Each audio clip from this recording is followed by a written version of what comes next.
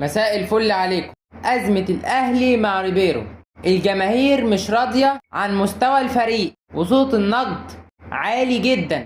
ريبيرو في ضغط غير طبيعي والجميع شايفه إنه لو ما قدرش يثبت نفسه في المباراة اللي جاية هيبقى مقعده مش مضمون. نخش على تصريحات أحمد حسام ميدو قال إن الكرة المصرية مش هتتطور بالأساليب القديمة، ولكن الكلام فتح باب جدل واسع والناس منقسمين، جزء شايفه واقعي وجزء تاني بيعتبره كشيء هجومي. نخش بقى على الحدث الأهم دلوقتي، مباراة الزمالك وفاركو.